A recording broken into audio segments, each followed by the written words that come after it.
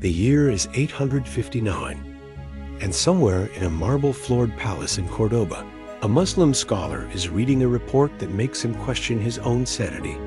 Vikings, those pale-skinned barbarians who spend their winters eating fermented shark and their summers terrorizing Irish monasteries. They've just attacked a city in North Africa. He reads the message again, certain there's been some catastrophic translation error, because the geography alone makes this impossible. These northern savages would have had to sail down the entire Atlantic coastline of Europe, somehow slip past the most heavily defended naval choke point in the known world, and penetrate deep into Mediterranean waters that no Viking fleet has ever touched. It's like receiving a message that polar bears have been spotted in the Sahara, or that Mongol horsemen have conquered Iceland. The thing itself defies the basic structure of reality. But then another message arrives. Then another. Then reports start flooding in from Sicily, from southern France, from islands where the worst threat anyone expected was maybe some light piracy or a trade dispute gone violent. The Vikings aren't just in the Mediterranean. They're everywhere. And suddenly, every military strategist, every naval commander, every defensive planner who spent the last 15 years building an impenetrable system is staring at documents that prove they've been preparing for the wrong war entirely.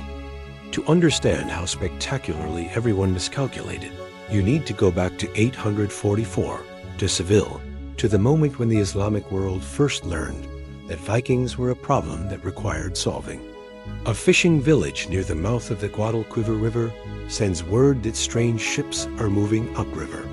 Dozens of them, maybe 80, maybe more, filled with warriors who smell like rancid seal fat and whose idea of diplomatic negotiation involves axes. By the time anyone in Seville processes this information, the Vikings are already close enough that you can hear their war chants echoing off the water. The garrison scrambles. Civilians flee behind walls that suddenly feel far too thin. Scouts report numbers that make experienced soldiers go pale. Thousands of warriors, equipped with weapons that suggest they've been doing this professionally for a very long time. The city prepares for a siege, because that's what civilized armies do. They surround you, cut off supplies, wait for starvation to do the work. The Vikings have apparently never read the manual on civilized warfare.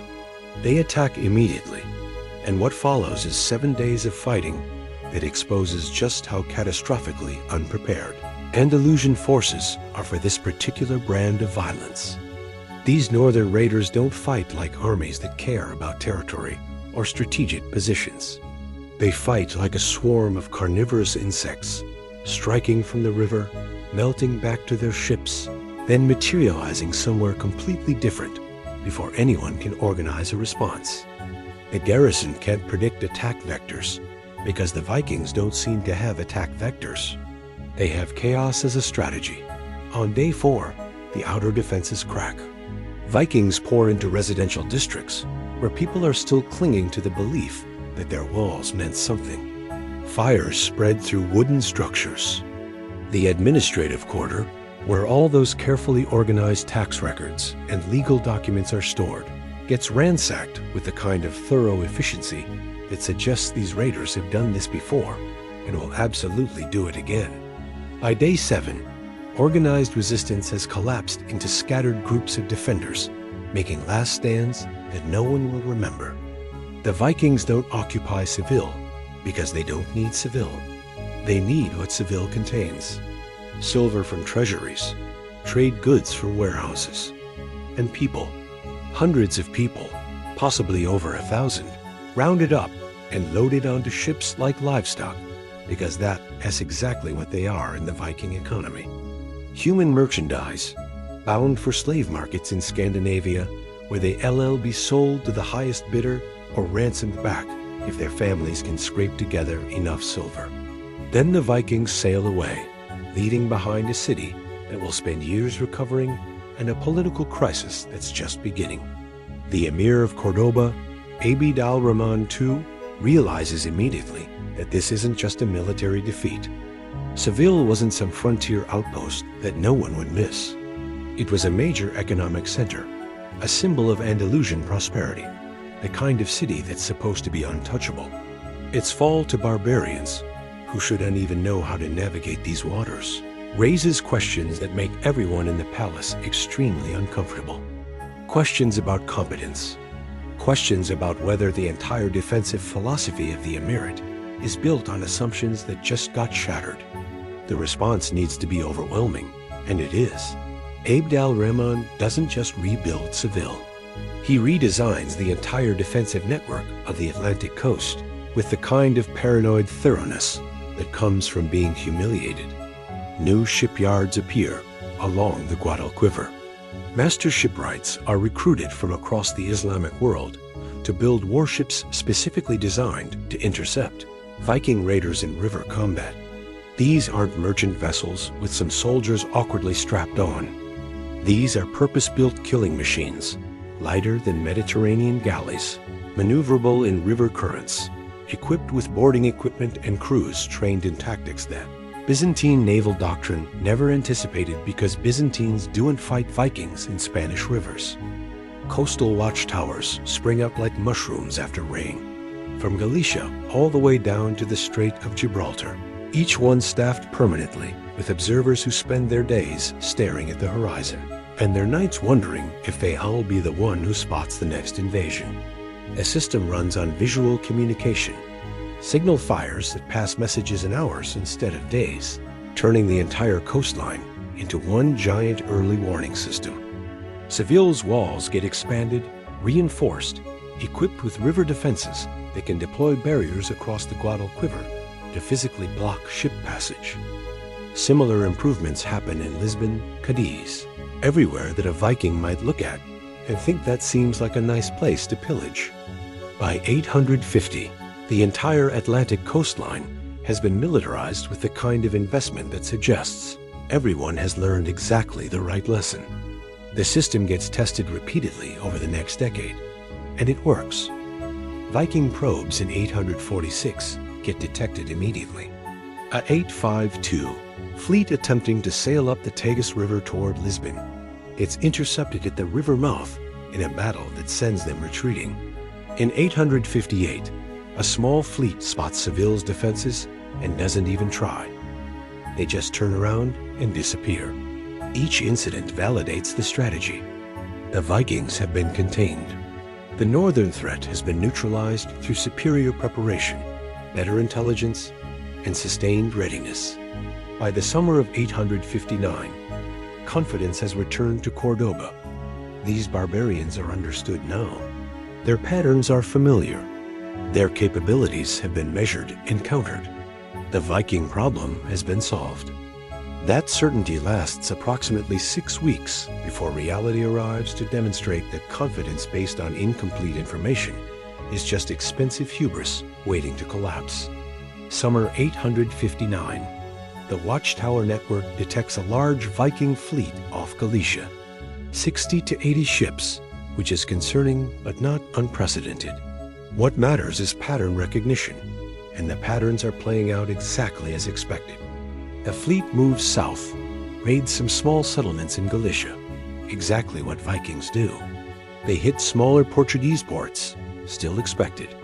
When they reach Lisbon, the response is already prepared. The garrison is on alert. Naval forces are positioned. The Vikings attack, fight for 2 days, suffer casualties, and retreat. Textbook success.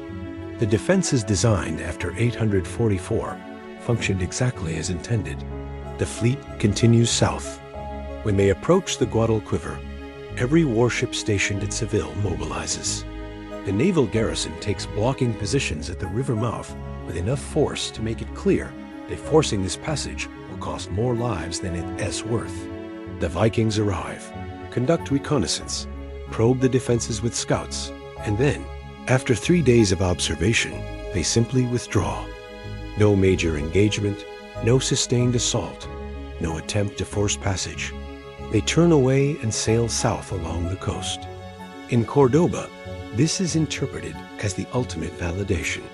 The Vikings attempted the same strategy that worked in 844 and found it. defended by a professional naval force positioned specifically to stop them. They assessed the situation and decided the cost was too high. Threat deterred. Defense confirmed. Maintain readiness, but threat assessment downgraded. The fleet continues south past the last coastal watchtower toward the southwestern tip of Iberia, and then they do something that makes every defensive calculation in Andalusia instantly obsolete. They don't turn north back toward the Atlantic. They don't sail west toward open ocean. They turn east toward the Strait of Gibraltar, toward the 14-kilometer wide passage that represents the boundary between the known and the unknown, between the civilized Mediterranean and the barbarous Atlantic, between where Vikings operate and where Vikings don't exist. This isn't speculation. It's confirmed by decades of observation. Vikings raid Atlantic coasts. They operate in northern waters. They don't enter the Mediterranean because the strategic logic is straightforward and obvious. Viking longships are designed for coastal raiding, for slipping up rivers and disappearing before response forces arrive. The Mediterranean is an enclosed sea dominated by established naval powers with permanent fleets of warships and extensive port networks. A Viking fleet entering the Mediterranean would be sailing away from supply lines into hostile waters, patrolled by experienced enemies where every advantage that makes Vikings terrifying surprise, speed, ability to vanish into coastal chaos gets neutralized. Why would they take that risk when the Atlantic offers unlimited targets? This logic is so persuasive that it shapes defensive planning across the entire Islamic Mediterranean. Coastal fortifications face expected threats. Byzantine fleets, rival Islamic states, North African raiders, not Vikings. The watchtower networks, the naval patrols, the garrison positions, all designed for threats that come from within the Mediterranean system. The Strait of Gibraltar is monitored, but the monitoring focuses on controlling trade routes and preventing enemy fleets from entering the Atlantic, not stopping northern raiders from entering the Mediterranean, because northern raiders don't enter the Mediterranean. It's not a low probability scenario. It's dismissed as impossible. Not physically impossible, but strategically nonsensical. The Vikings have never done it before. They have no reason to do it now. So when the Viking fleet approaches the strait in the summer of 859, the patrol forces stationed there aren't positioned to intercept a northern fleet attempting to enter the Mediterranean. Because northern fleets don't attempt to enter the Mediterranean, the Vikings sail through. There's no battle, no dramatic engagement, no heroic defense. The patrol forces aren't positioned for interception because they weren't expecting an interception scenario. By the time messages reach commanders who could authorize pursuit, the Vikings are already on the Mediterranean side, and every defensive calculation in Andalusia has just been rendered completely, catastrophically worthless. The watchtower network faces west toward the Atlantic. The naval forces are stationed at Atlantic river mouths. The garrison deployments protect cities vulnerable via river approaches. The entire defensive system was built on the assumption that Viking threats come from a specific direction. The Vikings just invalidated that assumption, and the question haunting every court from Cordoba to Sicily isn't how did they get here, because that's obvious now. The question is, what else have we been wrong about? And what's going to come through the next impossible boundary that everyone swore couldn't be crossed?